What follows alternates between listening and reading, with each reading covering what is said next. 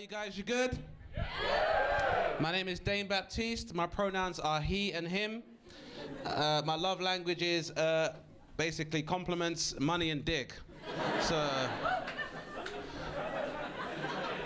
like, you know, because people say stuff like acts of service. Services cost money, so spend money and then give some, hopefully get to use my dick is the idea. I say that, I don't really know how fucking dating works nowadays. This shit is crazy. I'll tell you why.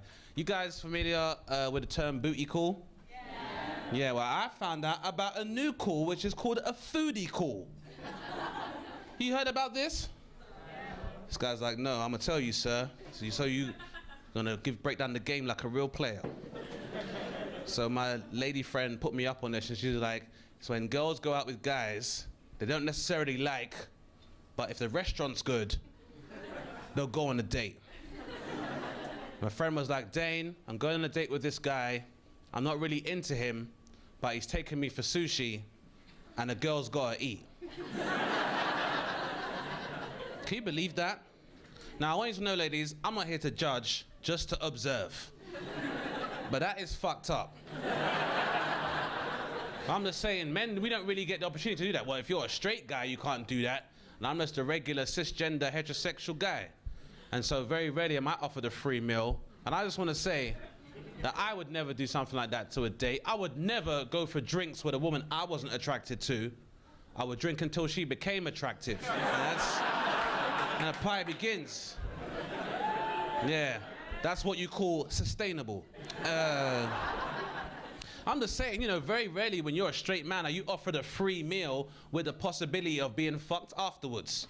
You know what I have to do to get free food and have someone fuck me for free afterwards?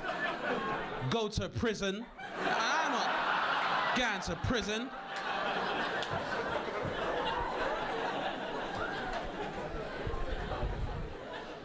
I can't do prison, man. That's too many flaccid penises to be around, having to shower with other people. Like, I've got real personal space issues. Like, even like festivals, I don't do festivals either, because like you gotta use portaloos.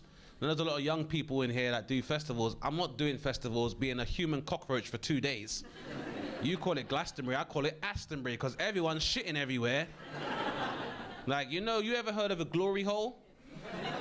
I don't know why it's called a glory hole, but I guess you put your dick in something, you get glory. When you got shit on a pyramid of other people's shit, it's the opposite of a glory hole. And once I had a jealous ex-girlfriend who was like, I don't like the idea of you going to festivals, girls dress up scantily clad, they put on that makeup, you know, you could get off with one of these girls at a festival. I'm like, you really think I'm gonna have sex with someone who wiped their vagina with a wet wipe? No. Because it's not sustainable wet wipes, that's why. I'm an eco-warrior. During the pandemic, I discovered something about myself, and maybe you discovered it as well, is that I'm capable of a feeling which is called borniness. Sometimes I get borny. If you don't know what that means, it's basically being bored and horny. It's like you want to go and have sex, but you can't be bothered to leave the sofa. So you start going through all of your old social media, trying to find old people you had a little thing with. And then sometimes you push it too far because you're not that interested, you're just bored and horny. And sometimes you go too far, and now next week I got to go on a date with my geography teacher. And she's changed since school. She is not the same. Yeah, man. You guys seen that the finals of the Women's Euros is coming up in football? England are in the final. Yeah! All right, ladies, all right! So, name some of your favourite players. They play for Fulham. Okay, cool. Best thing is you got a nice friend that can hold it down. You guys happy about it? Now, see, the thing is, I haven't been watching the Euros like I should have done. And it's not because I don't think women are good at football. I know they're good at football. I mean, some women aren't good at football. But some men aren't good at football because football's fucking hard. Do you know the odds of becoming a professional in this country is 0.03%? So if you can make it, that's fucking amazing. So yeah, give these ladies a round of applause. Yeah. Now you see, I do want to talk about one dynamic. You know your friend was like really happy about it. Like, my friend plays for Fulham. Men don't do this shit. When you're a man and you talk about football, you know what we have to do? We have to hear reasons why other men didn't make it as professionals. Oh my God, I am so tired of this conversation. You'll be watching football and someone in the pub's like, you know what, I had trials for Chelsea, I could have made it too. And of course you gotta be encouraging, oh, that's cool, bruv, what happened? In the end I couldn't play due to a medical condition. That's fucked up, bro, what happened? I like crystal meth in it, but if I didn't, you know, politics, yeah, football chats are bad, like, and you know, I should have asked, does anyone here like crystal meth? Any crack fans in? And it sounds like a stupid question, but I'm not sure if you know this. Crack is addictive. Now, I don't smoke crack, but I do own my own crack pipe. Not for my own personal use, but you tend to find, if you answer the door with a crack pipe in your hand, Jehovah's Witnesses will leave you alone. Because you're what they call too late to save. Can we all agree there's nothing more annoying than someone trying to push religion onto you? Yeah, well, it used to be the most annoying thing until a new thing came around, and I'm gonna talk to the men mainly. Men, this is a real issue, okay? This is one of the most toxically masculine things I've been dealing with lately, and that is conversations about crypto. I don't care. I don't care. I don't care.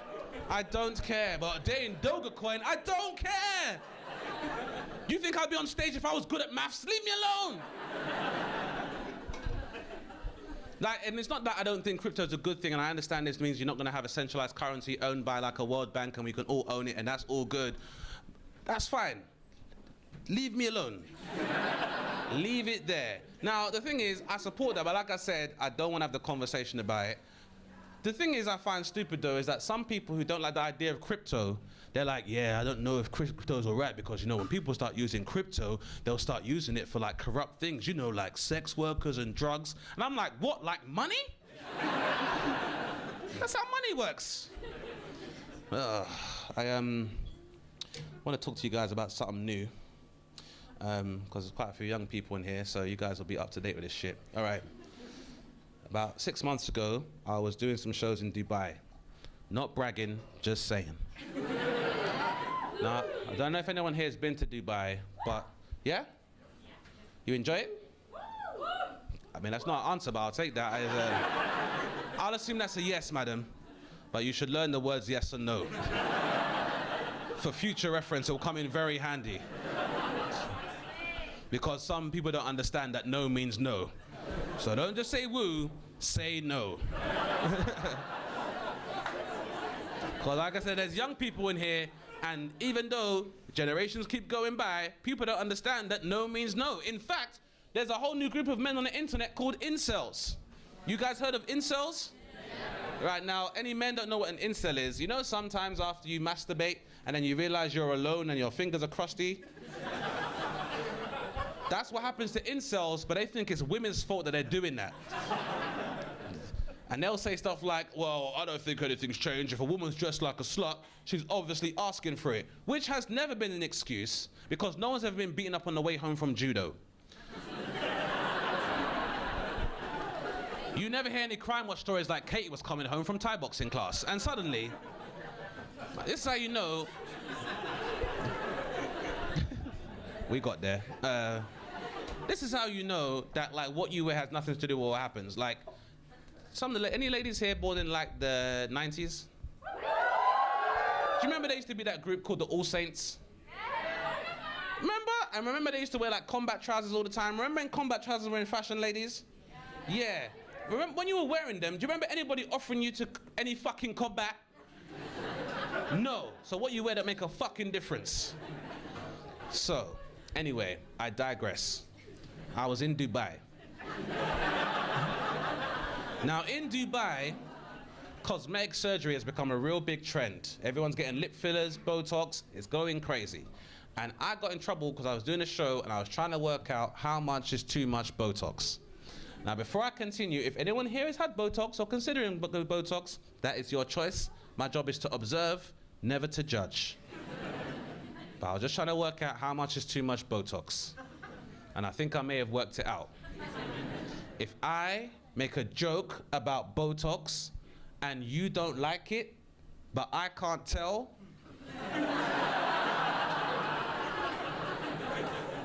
that's too much Botox. Are you guys good with, like, how do you guys feel about plastic surgery? Like, put your hands up if you'd be happy if your partner wanted a boob job. Thank you for the honesty, gentlemen. All right. And now, put your hand up if you'd be unhappy if your partner wanted a boob job. And now, put your hand up if you just don't want to put your hand up because you don't want to get in trouble with your partner. All right, cool. It can be a very, very thorny issue. A very thorny issue. And if I can give you some advice, I would say when it comes to someone asking about a boob job, the key is to be supportive but not enthusiastic. Because that person is going to a hospital and they need your fucking support. Ironically, the boob job logic works the exact same way as abortions do. The key is to be supportive but not enthusiastic. Because that person is going to hospital and they deserve your support. Now, I feel like some of you went along with that joke. And some of you became very uncomfortable when I used the term abortion. Well, I created that joke, I gave birth to it, and it's my body and my choice.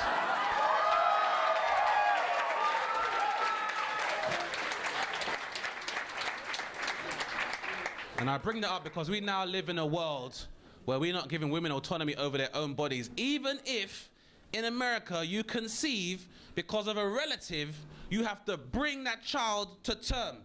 What the fuck kind of web feet children does America want to have? You want to live in a world where you go to someone's house for Thanksgiving and they go, this is my dog Rover, and here's my brunkle. Did you say brunkle? Yeah, my brother uncle, you know how that works. This is a law that needs to be changed because the last thing this world needs are people forced to be bad parents. Because every problem in the world starts with bad parents. Every problem in our society starts with bad fucking parents. You ever been on a flight about to enjoy your holiday and you see bad parents get on with their kid, and didn't you think someone should have aborted those fucking kids? And some of you are looking at me like, you can't say that, that's wrong. So you're telling me if there was an airline that had no kids as a policy, you wouldn't take that flight? Exactly. So, I say no to Roe versus Wade. Thank you very much for listening. If you have a smartphone right now, please do add me. My name is Dane Baptiste. I've got more content online. I'm doing a show at the Soho Theatre for the 8th to 11th of August. And you can come too, madam. I really appreciate it. So it's the 8th to the 11th of August. As you can see, I come as a duo. So, in the meantime, guys, be safe. Have a wonderful week. Hopefully I'll see you around. My name is Dane Baptiste. Thank you very much for listening. Bye, brother. Let me ask you guys a question. You ever seen a job getting stolen before?